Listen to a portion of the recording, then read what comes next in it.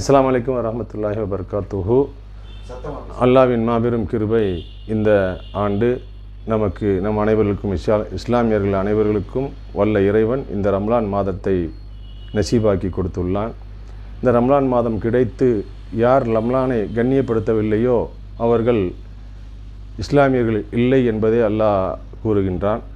உடல் நலத்துடன் இருப்பவர்கள் நோன்பு நோற்று சரியான வணக்கங்களை செலுத்தி இறைவனுக்கு நன்றி செலுத்துவது தான் இந்த ரம்லான் மாதத்தின் மிக முக்கியமாகும்.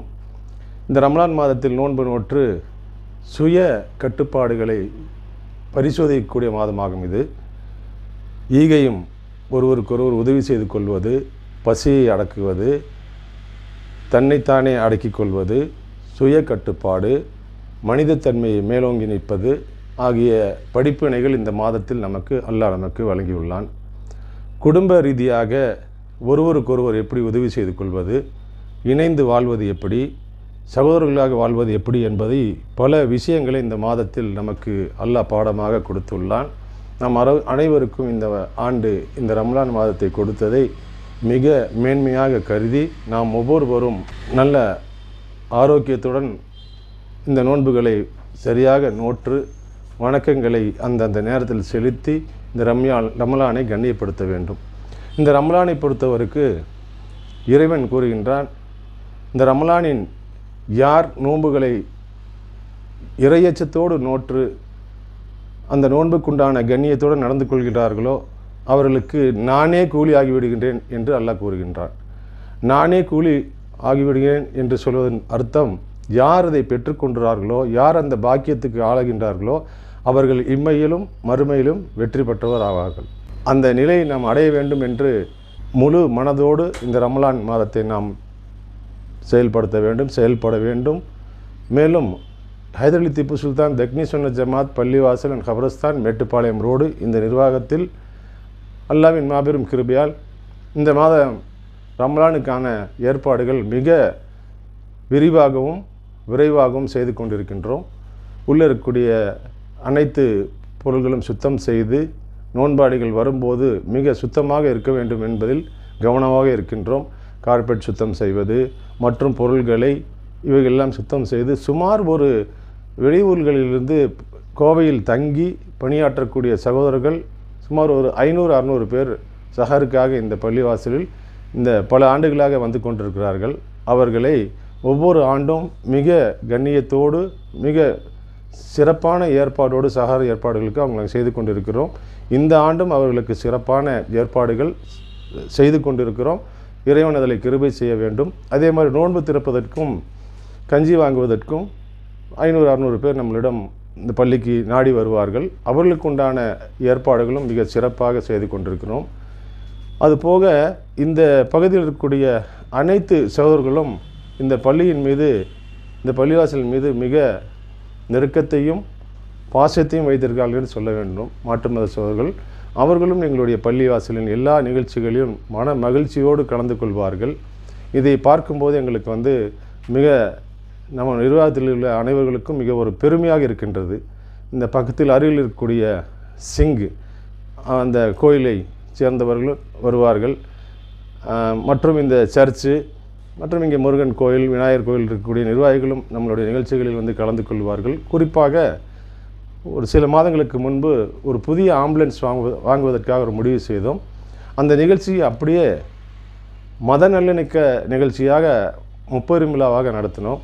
அதில் மார்க்க சான்றோர்கள் மற்றும் சகோதர மார்க்கத்தைச் சேர்ந்த பெரியவர்கள் எல்லாரும் கலந்து இந்த பள்ளியை பற்றி மிக பெருமையாக அவர்களுடைய மனதில் இருப்பதை எங்களிடம் பகிர்ந்து கொண்டார்கள். இந்த மாதிரி நிகழ்ச்சிகளை நாம் அடிக்கடி நடத்துவதற்கான தொடர்புகள் இருக்கட்டும், சகோதரத்துவம் நிலைத்திருக்க வேண்டும் என்பதற்காக செய்கின்றோம்.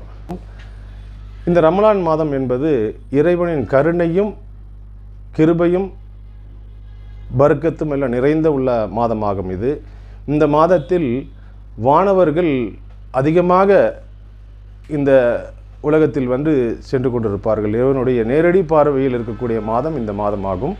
இந்த உலகமே மொத்தத்தில் இறைவனுடைய பார்வையில் தான் இருக்கின்றது. குறிப்பாக இந்த மாதம் ஒரு இறைவனிடத்தில் ஒரு சிறப்பு வாய்ந்த மாதமாகும். நேரடி பார்வை இறைவனே நேரடியாக கூலி கொடுக்கக்கூடிய மாதமாகும் இது. ஏனென்றால் இறை அச்சத்தோடு நான் நோன்பு வைக்கிறேன் இறைவனுக்காக. இறைவனுக்கும் எனக்கும் உண்டான தொடர்பு தான் அது. இப்போ நான் நோன்பு இல்லைங்கிற விஷயமும் நோன்பு கடைப்பிடிக்கிறேன் என்ற விஷயமும் அல்லாஹ்வுக்கும் எனக்கு மட்டுமே தெரியும். இதுதான் இந்த ரமலானுடைய மிக சிறப்பு.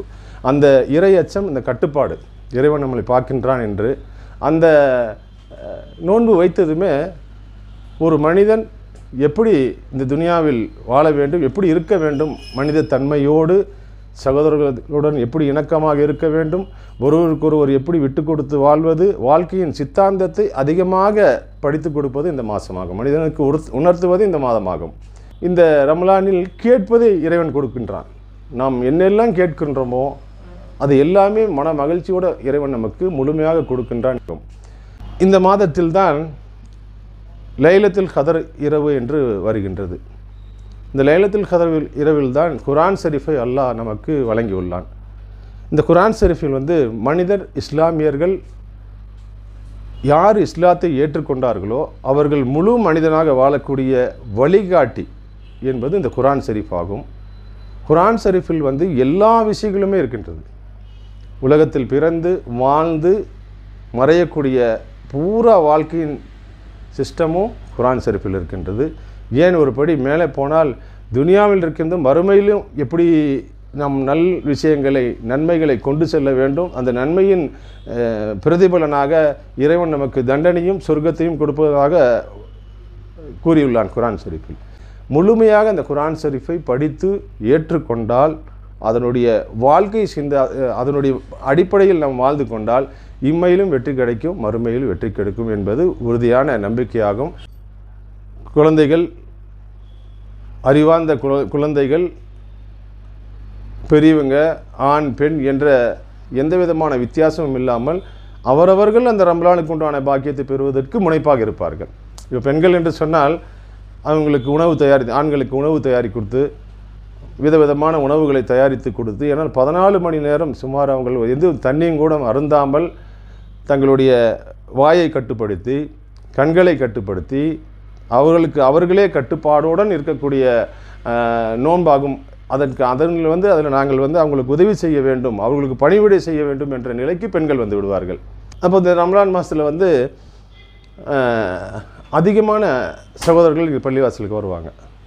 ரமலான் மாதங்களால ஒரு நன்மையான மாதம், ஒவ்வொரு அசைவுக்கும் ஒவ்வொரு எண்ணங்களுக்கும் இறைவன் கூலி கொடுக்கக்கூடிய மாதமாகும். இதில் அதிகமான சகோதரர்கள் வரும்போது நம்ம பள்ளிவாசலில் அவங்களுக்கு உண்டான தேவைகள் ஜாஸ்தியாக இருக்கும். உதாரணத்துக்கு ஒரு நாளைக்கு தண்ணி ஒரு 10,000 லிட்டர் செலவாகுதுன்னா அன்றைக்கி ஒரு 15,000 லிட்டர் 20,000 லிட்டர் செலவாகும். அதுக்குண்டான ஏற்பாடுகள் இங்கே இருக்கக்கூடிய நம்மளுடைய நிர்வாகத்தில் இருக்கக்கூடிய சகோதரர்கள் ஒருத்தரை மிக தெளிவாக பணியாற்றக்கூடிய சகோதரர்கள். ஏன்னா அவங்களுக்கு எந்த விதமான இடையூறும் வரக்கூடாது. இந்த பள்ளிவாசல் தொழுகைக்கு வரக்கூடியவர்கள் நோன்பாளிகளுக்கு வசதிகளை செய்து கொடுப்பதில் முனைப்பாக இருப்பார்கள். இந்த விதத்திலும் இடையூறு இல்லாமல் மிக சிறப்பாக இந்த ரமலானை நாம் பயன்படுத்த வேண்டும் என்பதில் அனைவருமே கவனமாக இருப்போம். அதே மாதிரி இந்த உணவு ஆக்கல் மிக சுத்தமாக இருப்போம். சாப்பாடு கொடுக்குற விஷயத்தில் மிக சுத்தமாகவே அந்த இடம்லாம் சுத்தமாக வச்சுருப்போம். நோன்பாளிகளுக்கு நோன்பு இல்லாமல் போயிருமே என்பதற்காக முன்னெச்சரிக்கையாக என்ன பண்ணுவோன்னா ஒரு 50-100 பேத்துக்கு எப்போ உணவு தயார் பண்ணியிருப்போம். மிச்சமாயிருந்தால் 4 மணிக்கு 3 மணிக்கு ஆக்கக்கூடிய சாப்பாடு காலையில் மற்ற ஏழைகளுக்கு ஏதாவது கொடுத்துருவோம். மிச்சமான கொடுத்துருமே நைட் நேரத்தில் யாரும் இல்லைன்னு திருப்பி அனுப்பக்கூடாதுங்கிறதுக்காக மிக கவனமாக இருப்போம். எந்த விஷயமாக இருந்தாலும் மக்களுக்காக வேண்டி செய்கிறோம், மக்களுக்காக இறைவனுக்காக செய்கிறோம், மக்கள் பயன்பாட்டுக்காக செய்கிறோம்.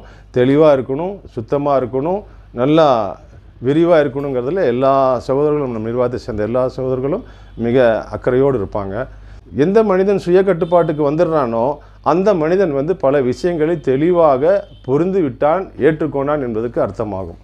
அடுத்தவங்கள்ட்ட எப்படி பேசுகிறது, நளினமாக பேசுகிறது, அக்கறையாக பேசுகிறது, அன்பாக பேசுகிறது, கொடுக்கல் வாங்கல், தனக்கு கீழே இருக்கக்கூடிய நிலையில் இருக்கக்கூடிய சகோதரர்களுக்கு உதவி செய்து வாழக்கூடிய சகோதரர்களாக வந்துடுவாங்க அவங்க. ரமலான் என்பது ஈகை பெருநாள் என்று சொல்கிறாங்க. இப்போ நம்ம ரம்ஜானுடைய ஒரு ஆல்மோஸ்ட் கடைசிக்கு வந்துட்டோம் அப்படின்னா ஒருத்தருக்கு ஒருத்தர் சொந்தக்காரங்களில் சரி, பக்கத்து வீட்லேயும் சரி, என்ன நம்ம ஒருத்தருக்கு ஒருத்தர் உதவி செய்ய முடியும் என்பதில் தான் முனைப்பாக இருப்பாங்க. இப்போ நம்ம ரம்லானில் துணி போடுறோம், அவங்களுக்கு துணி இருக்கதோ இல்லையோ, நெருங்கின சொந்தங்கள் எத்தனையோ பேர் வசதி குறைவாக இருப்பாங்க இல்லையா, அப்போ அவங்களெல்லாம் ஒரு கணக்கு எடுத்து அவங்களுக்கு உதவி செய்யணும், அவங்களும் ரம்ஜானில் சந்தோஷமாக இருக்கணும் என்ற நிலைக்கு ஓரளவுக்கு எல்லா முஸ்லீமும் அந்த நிலைமைக்கு வந்துடுவாங்க. நல்ல வசதி இருக்கிறவங்க ஜக்காத் என்னும் பொருளை வந்து ஒன்று சேர்த்தி பயனுள்ள செலவுகளை செய்வாங்க. சில பெண்களுக்கு திருமணங்களுக்கு உதவி செய்வாங்க, சில பேர் ஹாஸ்பிட்டலுக்கு கேட்டிருப்பாங்க, அவங்களுக்கு உதவி செய்யணும். இப்போ ஆஸ்பத்திரி செலவு தான் இப்போ ஒரு லட்சக்கணக்காக வந்துடுது இல்லைங்களா, அவங்களுக்கு உதவி செய்வாங்க. இப்போது இல்லை பொருளாதாரத்தில் ரொம்ப கீழ்நிலையில் இருக்கிறவங்களுக்கு அவங்களுக்கு அந்த வியாபாரம் செய்கிறதுக்கு உதவி. இப்படி யார் வசதி நல்ல வசதியாக இருந்து லட்சக்கணக்கான ரூபாய்களை ஜக்காத்தாக எடுக்கின்றார்களோ அவர்கள் வந்து அந்த மாதிரி ஒரு வேலைகளை செஞ்சால் நம்மளோட சமுதாயத்தில் இருக்கக்கூடிய கீழ்நிலையில் இருக்கிற சகோதரர்கள் மேல்நிலைக்கு வரக்கூடியதான நல்ல ஒரு சந்தர்ப்பமாகும். யார் அப்படியெல்லாம் இறையச்சத்தோடு செய்கிறாங்களோ, தங்களுடைய நேரத்தை சமுதாயத்துக்காக கொடுப்பது, பொருளாதாரத்தை சமுதாயத்தின் அக்கறை கொண்டு கொடுப்பது, அடுத்த சகோதரனுடைய வாழ்க்கை மேன்மை அடையணும் என்பதற்காக பொருளாதார உதவி செய்வது, இது எல்லாமே இறைவன் பார்க்கின்றான். அப்போது இறைவன் இவைகளை பார்த்து நிச்சயமாக அவர்களுக்கு உண்டான கூலியை இங்கேயும் கொடுப்பான், மறுமையில் கொடுப்பான் என்பது எங்களுடைய நம்பிக்கையாகும். வல்ல இறைவன் இந்த ரமலானை எப்படி நமக்கு நசீபாக்கி கொடுத்துன்றானோ அந்த கிருபையான மகத்துவமிக்க ரமலான் மாதத்தை நாமும் நம் குடும்பத்தார்களும் நம் சகோதரர்களும் மற்றும் உலக மக்கள் அனைவருமே இந்த ரமலானுக்கு உண்டான முழு பயனையும் இறையச்சத்தோடு பெற்று இருக்கக்கூடிய காலம் வரை மகிழ்ச்சியோடு வாழ்வதற்குண்டான பிரார்த்தனை இறைவனிடம் செய்தவனாக இந்த உரையை முடித்துக்கொள்கிறேன். அஸ்ஸலாமு அலைக்கும் வரஹ்மத்துல்லாஹி வபரகாத்துஹு.